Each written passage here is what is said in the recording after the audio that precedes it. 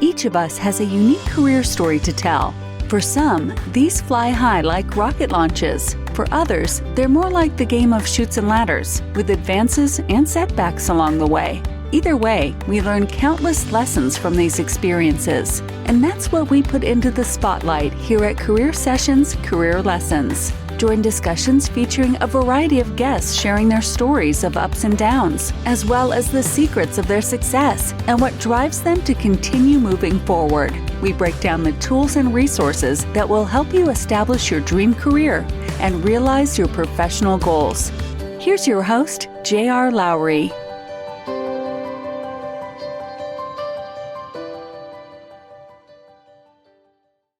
Hi, I'm J.R. Lowry. This is Career Sessions, Career Lessons, which is brought to you by Pathwise.io. Pathwise is dedicated to helping you live the career you deserve, providing career coaching, content, courses, and community. Basic membership is free, so visit Pathwise.io online and join today. Today, my guest is Lance Uggla, the founder and CEO of BeyondNetZero, which is growth equity firm General Atlantic's climate fund focused on supporting and scaling companies that are developing innovative climate solutions. Before joining General Atlantic, Lance was the chairman and CEO of IHS Markit, a world leader in critical information, analytics, and solutions for the world's major industries and economic markets. IHS Markit was acquired by S&P Global in a $44 billion deal earlier this year. Lance began his career in sales and trading at CIBC World Markets and then moved on to TD Securities, where he was the head of Europe and Asia. He founded Markit in 2003 and ran it, and later the combined IHS Markit for almost 20 years. Lance earned his bachelor's degree from Simon Fraser University and a master's degree from the London School of Economics. Among his many awards and accolades, he earned a Lifetime Achievement Award from Risk Magazine and was named EY's UK Entrepreneur of the Year, both in 2012. Lance, welcome. Great to have you on the show. I appreciate your time. It's good to be here. Yeah, so let's start with your current role. It's relatively recent. Tell our audience a little bit about what you're doing with BeyondNetZero. So we're 1 year into BeyondNetZero, and it is General Atlantic's climate venture. And we set up BeyondNetZero together to allow for a more focused approach in growth climate investing. And I say growth because it's not venture, it's not infrastructure, and it's really looking for those companies that have a real strong climate focus, which for us is defined as decarbonization. You, as you say, you've only been doing this for a year. You founded Markit, you merged it with IHS, you sold it to S&P. You could have just ridden off into the sunset. So, what sort of prompted you to dive in with Lord John Brown in founding this venture? Well, so both John and the CEO of General Atlantic, Bill Ford, were on my board. So I've got an excellent relationship with both of them going back a number of years. And so it was quite natural for us to have a discussion about what's next. And John and I had been thinking about climate, even within the context of the assets we had in IHS Markit. And so when we came up with the plan to raise a fund and go out and invest specifically in companies that could, help with environmental change, Bill was at the table. And, together the three of us talked about, where would be best to set this up, and doing it on General Atlantic. General Atlantic's platform is a real win-win. So before my days in financial services, when I was at McKinsey, one of my big clients was BP when John Brown was running BP, and he was thinking about this very actively. Even this is 20 years ago. And some of the projects that I enjoyed most were the ones where we were really trying to help them get ahead on the environmental front. So he's stayed true to this all through his time there and in his time since. Yeah, no, John's quite a visionary, because not many people know that he had such a climate focus as a oil and gas executive back in the day. But you're right, he had a focus on renewable energy and defining a path of change for BP that was really even before its time. Working together with him as the chair of BeyondNetZero, it's quite it's excellent, really, because he's got the engineering background. He understands energy transition and what the big energy companies can do and how they can participate. And then he's uniquely curious and interested in new technologies and new ventures. So it really is a great partnership. Yeah, that's great to hear. So there are some particular themes that you're focused on, right, in terms of your investment strategy? Yeah. So well, what's interesting is we sat down and we said, what are the four big themes that we could invest in? And I have to tell you, four big themes turn into 50 sub themes. Yeah. And so we've got a lot of work within our team going on around the research and development and learnings needed to identify great companies and then invest in them. But the four themes are emissions management, resource conservation, that's really the circular economy, decarbonization, which is reduction, services or technology or products that remove carbon, and energy efficiencies, which of course can be building management systems, house management systems, things that will generate efficiencies in terms of total carbon footprint. So those are the four themes, and as I said, many sub themes. And the team is regularly working with an independent consultancy called Systemic, as well as some others, McKinsey and others, where we're digging deep, what we call the deep dives into each of the subsectors. So home building systems or building systems for commercial buildings, there's many.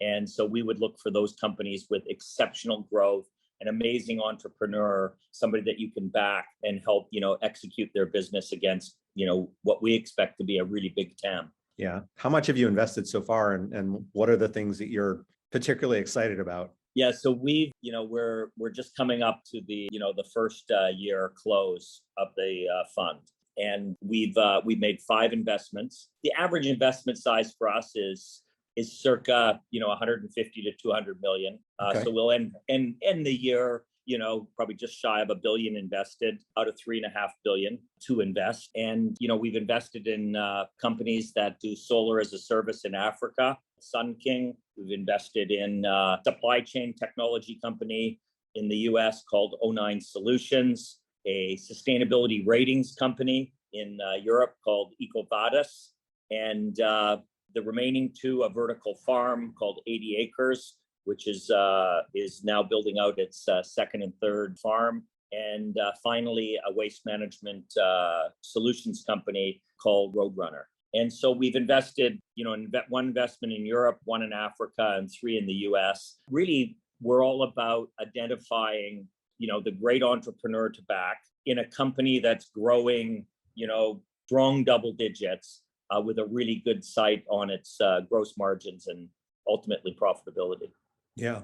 So you've got your fund in place, as you mentioned. What's ahead for you? What's ahead for the team? If you think about, it's quite different than running a company.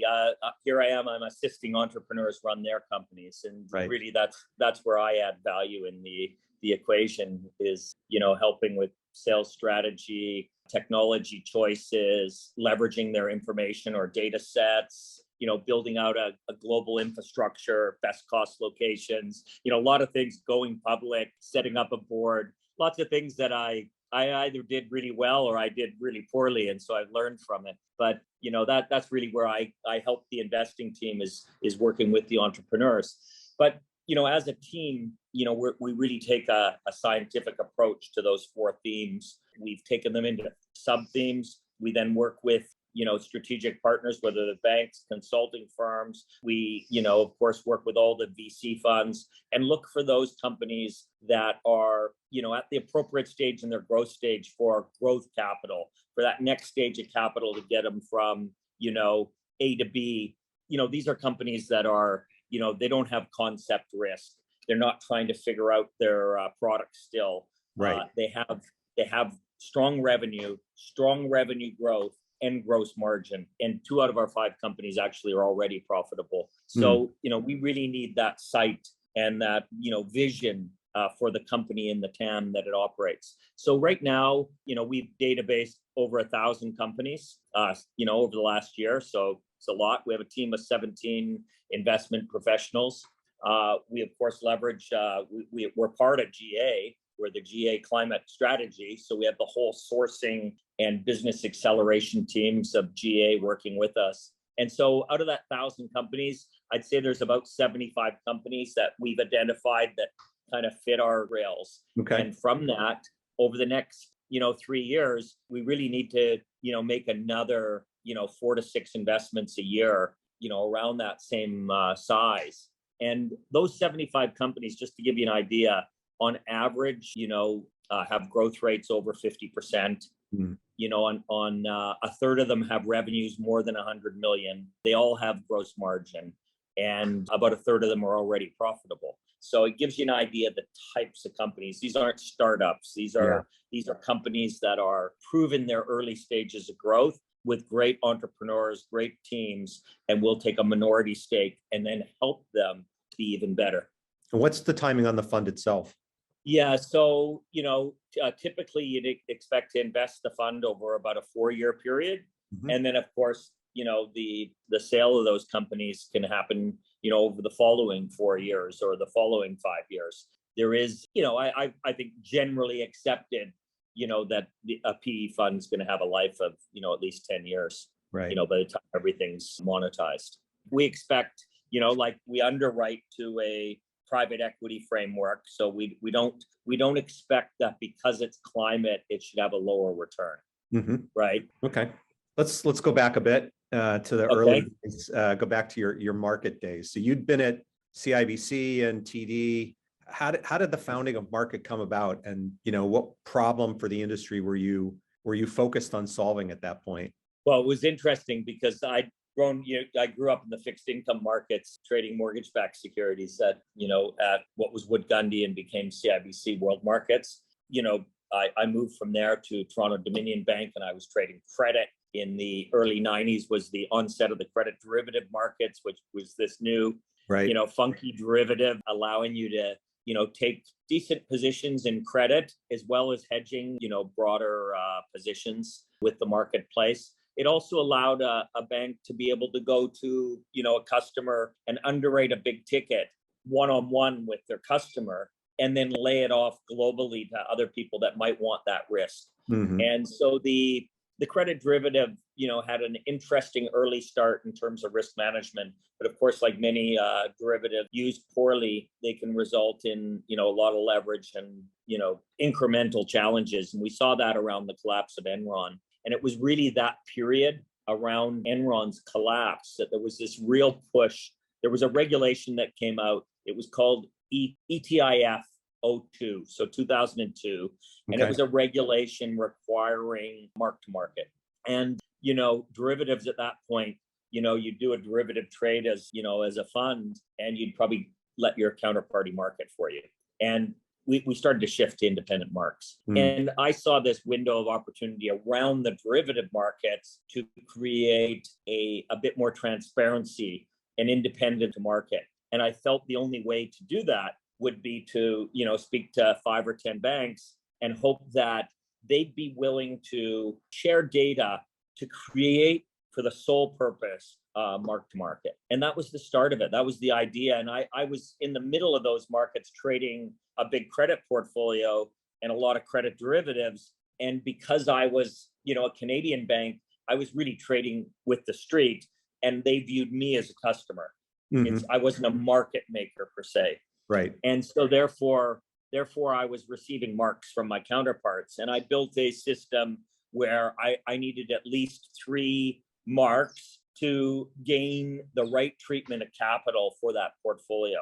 And I could see from what I was doing as a organized counterparty in the marketplace that, this was needed by many more. Anybody, in fact, a corporate, a bank, fund manager, a hedge fund, we really needed some transparency like we had in the FX or the equity or, big bond markets. We needed it in the pure credit markets. And that was the start of Market. It was to become the benchmark for credit pricing. And, there was a few people participating in the marketplace, but within a year or two, we really, fortunately, we were able to convince participants that, we had the better mousetrap. And that was the first story. And still today, that's a very important product within the S&P Global product suite. So you had a little bit of a unique situation in terms of that consortium of banks that were involved, which I'm sure gave you a bit of a boost out of the gate. But look, being an entrepreneur is always hard. What were the first few years like, and what were your big challenges? Yeah, a lot of people say that, oh God, you had 13 banks on your board. And, I always looked at it as, they were partners in building the business, and they were trusting me as, their largest, block of shareholding, myself and the employees. They were trusting us to do a great job. Yeah. And so, I always felt that they were great partners. And I never, I know that, hey, JP Morgan's much bigger than, Barclays, and Barclays might be bigger than TD. But the fact is if they're trading, Nestle's and they have a position, they generally know the mark to market of that position. So therefore, allowing banks across the globe to share data to create an independent price, they really did trust that I would deal with that in a way that, respected their positions in the marketplace, which meant that it was for mark to market, and we produced it once a day, and it allowed risk managers, product controllers, et cetera, to really, have an insight. So the banks, I felt, were great partners. The other thing that people hated was, people, and even today, people can complain about regulation. I hear it a lot in the climate space, right? Oh. You hear both the positives and negatives of regulation. But to me, if you're setting up an information-based business, regulation is usually a tailwind to your business. It's not the headwind. You're helping participants solve those regulatory challenges. And so you should be able to turn what a lot, might wake up every morning and say is, an anchor to their strategy. I always viewed it as, the sales to the strategy, and that regulation was something that I should embrace and help the customers of market and IHS Markit solve those regulatory problems. And we did that in automotive and energy and financial market over and over again. When you think back to those early years, what did you learn about leading a company that you've taken with you since then? I think the number one biggest thing, which if you talk to my kids, they go, "Dad, you've changed so much." I think the biggest place, and to me, I call it learning, because I do think that you're never finished learning. I hate the thought that I'm going to stop learning one day. And I think what I learned the most between 1986, when I started in a trading room on a trading floor, to today, is that this feeling of inclusivity and belonging in a firm is really, really important. And it's not funny. It's not a place to joke. It's something, I think, if you're leading a small group, a big group, a firm, a team, the fact is people want to show up and feel like they belong no matter who they are. And so building an inclusive culture is something that really shifted throughout my career. And it actually, to me, is the single, biggest competitive edge I can give any entrepreneur or somebody starting out that hasn't recognized that. Now, our youth is recognizing it a lot more than we did. Yes. Or I did. But that leaves a big swath in the middle that's still learning. And my view is the more you accelerate it, the better atmosphere you create. And when you have a happy, inclusive atmosphere, you build better products, you have better customer relationships, you get to hire the best people. It plays out over and over and over again. So probably the thing that I'm most proud of. Yeah. Well, that's certainly something to be very proud of. What were some of the specific things that you did to really push this, to accelerate it within market? Well, the first thing you have to do is, you want to be diversified, and you want to look and feel like the countries and your offices in various locations around the world. You want them to look and feel like the communities that, they operate in. And that's sometimes hard because, a lot of times you're a company, you grew up in New York, you grew up in London, and, it's very white, Anglo-Saxon, male dominated. And therefore, if your hiring practices are only local and you don't, look to diversify your teams, you end up having a real homogenous set of people working every day. And so in order to change that, you have to first start off with your board. So I looked at my board, and there was a 30% club at the time. Right. And I remember my daughter saying to me, "What is 30% club?" And I said, "Wow, we've just made the 30% club." And she goes, "That's so ridiculous, 30%. Women make up half the world. Right. Is it only Scandinavia that can have a 50% club? And that day forward, I told my board, we're going to be a 50-50 board. And we were one board member shy at the time of the sale to be 50-50. And so that's completely controllable because boards are turning over, right? They, board members turn over, they leave for certain reasons, they retire, they get older, you have limits. And so when you need to replace a board member, you have a choice. And so to me, I look, where do I have choice? I definitely had choice of the board. Other place you have choice is when you're hiring, right? So if I take a firm like IHS Markit, 17,000 people, just say 10% attrition and 10% growth. Well, you got to hire 3,400 people. Right. Right. Do you hire 3,000 men and 400 women? Do you hire, 3,000 white individuals and 400 Black individuals? If that's your hiring practices, then you're never going to change. So what that means to me is that we need to have diversified. When you're hiring, you have to insist that it's diversified. So you can't hire, a lot of people say, well, I only saw 2 men. That's all the applicants that were qualified. Right. And you have to just say that's not possible. Absolutely. We have to have diversified hiring. And the other thing we said is our intern programs and our associate programs had to be 50-50, and they had to be representative of the communities we worked in. Because, if you're operating Japan, it's going to be, very Japan-centric and Japanese-centric. If you're operating in India, it's going to be very India-centric. If you're operating in the US or UK, it's much more of a melting pot of many, many different cultures and backgrounds. And then always, hiring, to a high bar to be, in our intern and associate programs to be equal men and women. And that, setting rules like that or guardrails is really important. And it allows you to, fix the top and the bottom. So then the hard question is, what do you do in the middle with, people's career paths? And, I think there you have to be open-minded that if you can have a diversified leadership team in a firm, it actually is going to produce better results. If you don't believe that, then we really can't have a discussion about it. But if you believe diversity leads to better decision-making, it's more attractive to your customers, you can relate to customers in different ways, it's better for leadership in your firm. If I'm a young Black man in a firm, I want to look up and see that I've got places to go in this firm. I don't look up and, see a bunch of people that don't look or feel like me. Right. And if I'm a woman, it's the same thing. If I'm, part of the LGBTQ, diversification, I want to look up and feel that in this firm, I can be who I am and I have a place to go. Yeah. And I've got a career path. So I became, very, you need to measure, and you have to measure regularly so that your leaders can see how they're doing in terms of diversification. And I don't say, you just have to hire somebody for the sake of a number.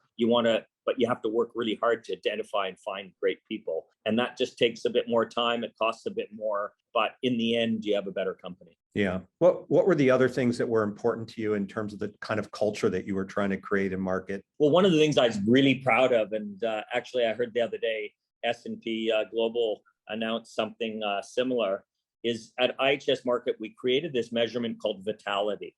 And, as being part of an asset manager, you want to invest in companies that are growing, number one. Right. Organic growth is better than acquired growth. Mm-hmm. And you love it when a company's refreshing and building new products. So we created this concept of vitality, which was what % of your revenue came from products that were developed at home, in-house, over the past 3 years. And we kept those products in the vitality measure as long as their revenue growth stayed above the growth rate of the firm. So if we're growing at 8% and you had a product that was 3 years old that was still 12% growth, it could still be part of your vitality. You created it, it's growing, and it's accretive to our growth. Mm-hmm. And when you started measuring that and making it part of people's performance and compensation, you started to see the investment, and you stop seeing wasted investment too, because ultimately you can create and innovate a lot of different ways. But when it's measured again and monitored and it's part of your performance measurement, it becomes really important. And we started to share it with the board.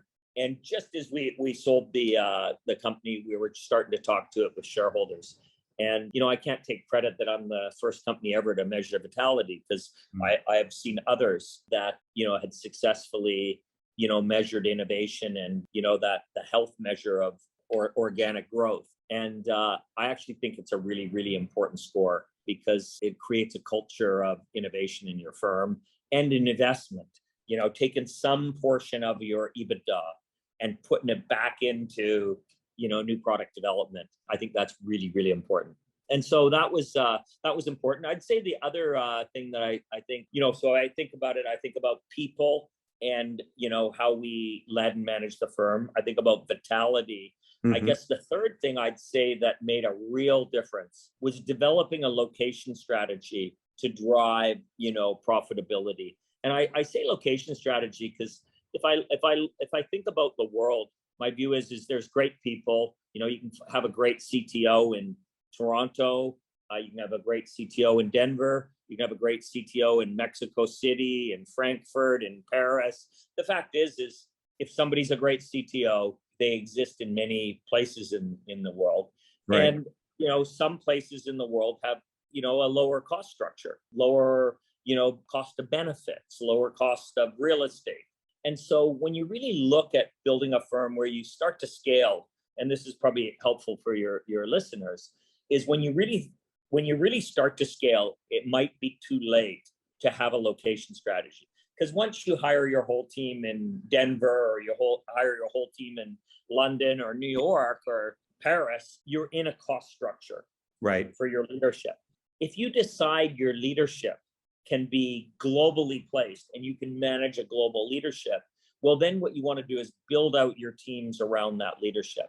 And my view is that, you gain benefits, Toronto versus New York. The Canadian dollar generally is 25% less than the US dollar.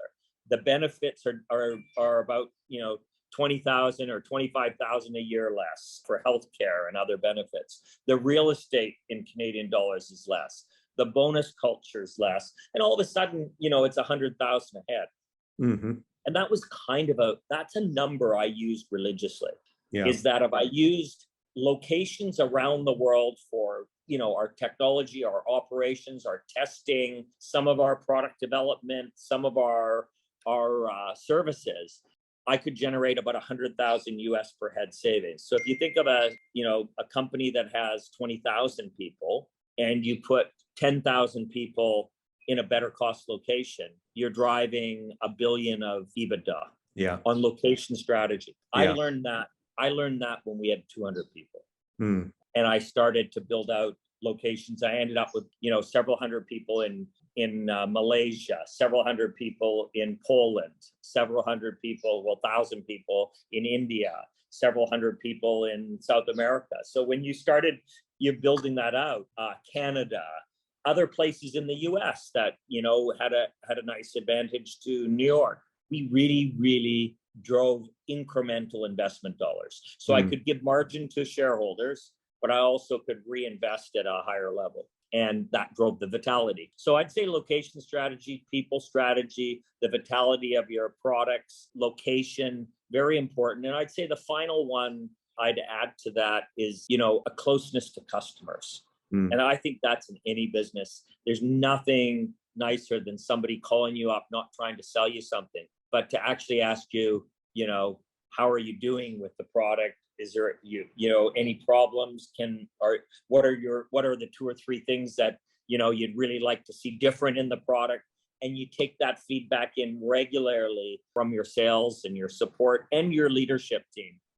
Having a culture to visit customers and to be close to them. And those were the kind of tenets of what I called the IHS market strategy. It was people, product, which is the vitality, customers, which is the closeness to the customers, efficiency, which was driving, overall efficiencies and measurement. Yeah. And the final piece, was technology. Be an active user of technology. to gain a competitive advantage. That doesn't mean build it, right? Use it. Know what's available to you. Like, technology's influenced everything I've done since '86. Yeah. In terms of processing, speed of the chips, ability to distribute, the ability to back up, to sort, to combine qualitative and quantitative data now. It never changed, from cell phones to emails to object-oriented programming, to the web,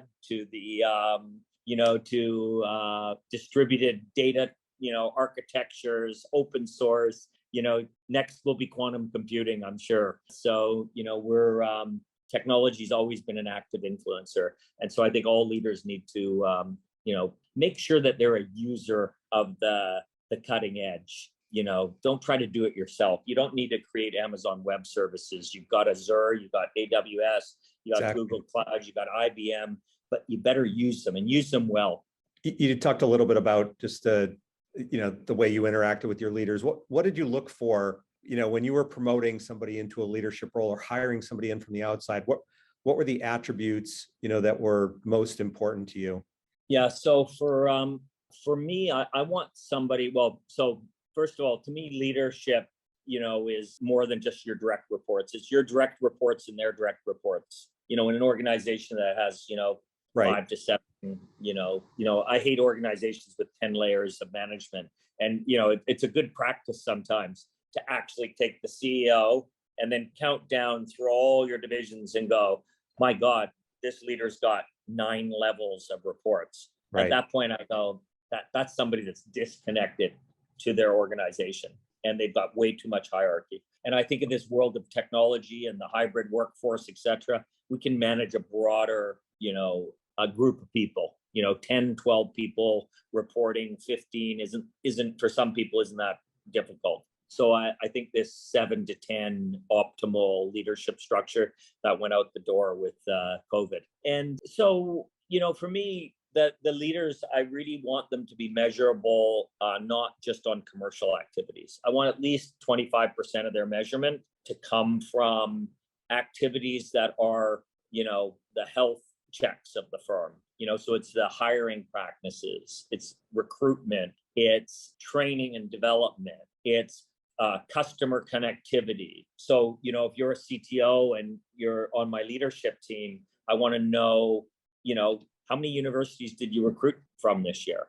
I assume every executive should be at least at their university and maybe, one other. Because if we bring our leaders to the recruitment, we really, attract an even, better opportunity set. The other thing I want to make sure is that once we get the interns in place, that we don't just give them to other interns and low-level managers for, that regular rotation. I want leaders. So I would measure, the interaction with our educational teams. How many of the, the educational courses that we ran internal in the firm, are you teaching? Mm-hmm. Right? And these are all soft things. Are you up to speed? Like, I never ever wanted to ask people if they'd done all the compliance. Every year we've got to do all these compliance trainings. Right. I didn't want to be the leader that was asking that. But at the end of the year, I had a partnership program that, top 100 people, and those numbers were reported. So if there was 5 trainings in the year and you'd done 3, you got 3/5 of that score. Mm-hmm. If you done 5, you got the score. And my view is everything I was measuring was easy. Did you recruit? Did you do some training and development? Have you improved your, diversity scores? What does your 360 rating look like, from your peers and people that work for you? Some people are grade up, some down, some all around. Right. And those, and I did those discussions myself for my reports and their reports for what we called partnership. Are you a great partner of the firm? When you went to visit Singapore, did you just go out with the guys that reported to you or girls that reported to you? Or because you're a leader of the firm, did you meet broader people?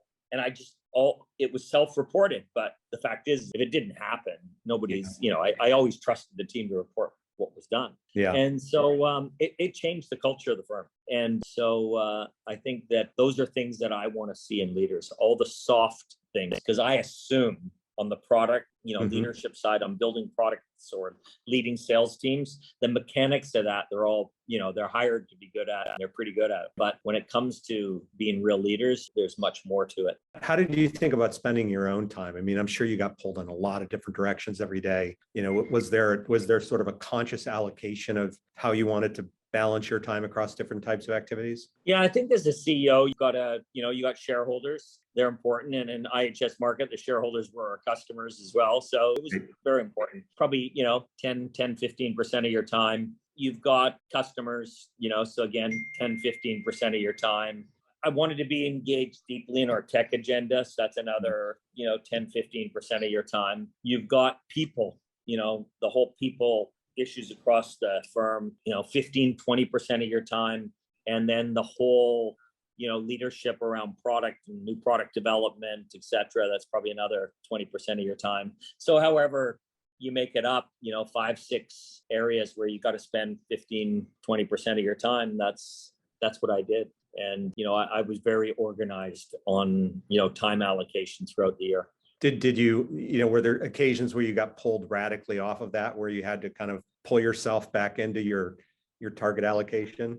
Yeah, well, we actually measured some of these things quite well. So we, not Jeff Bezos reporting down to the infinitesimal, performance metric, but we were very willing to be transparent on what everybody was doing. So I wasn't asking people to do things I didn't do. So I said 150 customer connections a quarter, whether it was a phone call or in person. Well, if you're out on the road and I'm in the Middle East, I might be seeing 40 or 50 customers on that trip. You're very concentrated, but when you come back, you got to kind of shed that. Right. Now you're ahead on customers, but I got quarterly reporting. And I need to spend some time with our biggest shareholders. Then we've got, we're trying to hit, 7-8% organic growth, and we're slipping a bit. I want to spend time with, customers for new growth or for, the new product development to ensure that, future quarters will be stronger, or products are released on time, or deals are closed, that, might be getting dragged. So you have to juggle your time. But again, my view to anybody working in business is if you really are willing to dedicate, 50, maximum 60 hours a week to your job. And if you think 50, it's 10 hours of work every day, not weekends. And if it's 60, it's 12. So you probably need a half day on the weekend, unless you want to work 12 hours every day. And so my view is these people that say, oh, I work 60 to 80 hours, whatever. I think that this is craziness, because you're going to fall apart at that type of pace. Some people can do it, but I actually think the organized, and women are better than men at this. I learned a lot in terms of women on my team that were juggling lots of things in life. They can put a solid 50 hours in and get everything done well. Yeah. And I started to model myself around that 50 hours, committed 50 hours. That's not like the arrive at work at 8, go sit down, have a coffee, couple chats, bowl of cereal. Now it's 9, right? Then there's 2 hours for lunch. And so your productive time is, if you go home at, 8 to 6, you're 10 hours, and, you kind of had three hours, as they say in Europe, faffing around.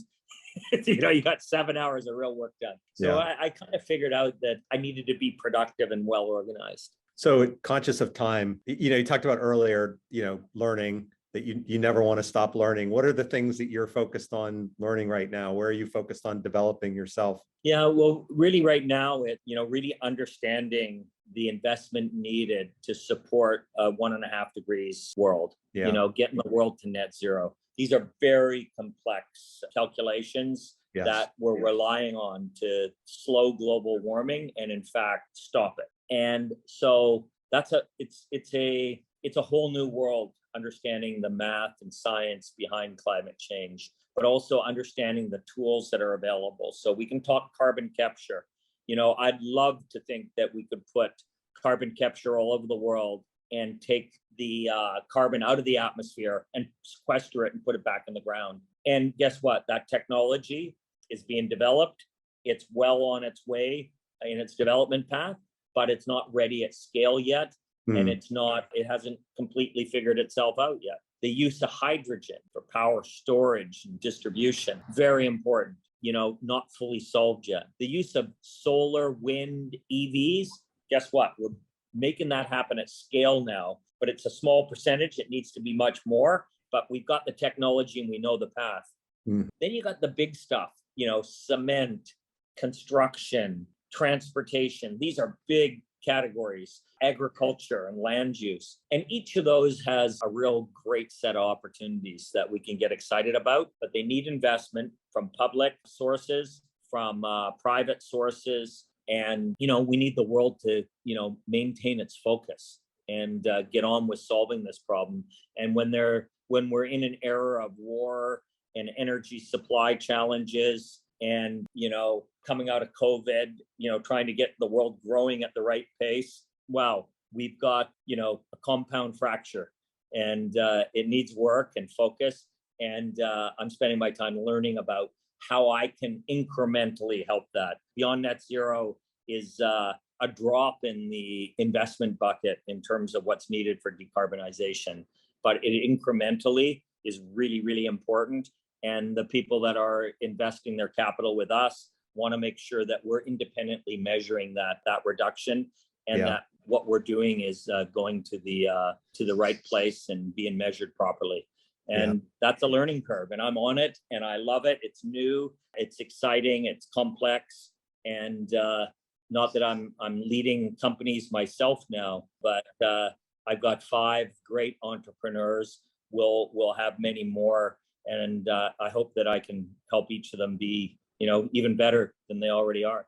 Yeah, well, it's a lofty goal to be helping entrepreneurs in general, and it's an even loftier goal to be focused on climate change. So much more we could have covered, but this has been great. I appreciate the time. Give our audience a little bit of a sense of, the on the ground work that's going on in the climate space. So, and just a bit about your own entrepreneurial journey and all the years at Market along the way. So thanks, Lance, for doing this. Really thank you for interviewing me.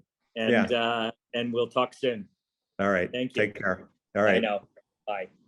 I'd like to thank Lance for joining me today to discuss his current work on investing in climate solutions, his early days as an entrepreneur, and a successful journey as a CEO.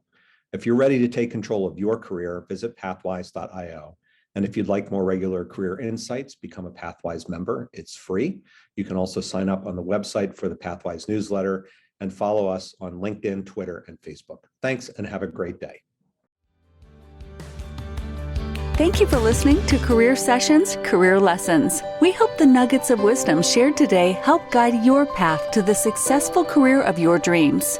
This podcast series is part of Pathwise.io, which is here to help you live the career you want. We provide a comprehensive mix of career and professional development events, insights, tools, and exercises backed by a group of leading coaches and other career management experts. If you aspire to something more or just something different in your career, join us at Pathwise.io. You can find us on LinkedIn, Facebook, and Twitter.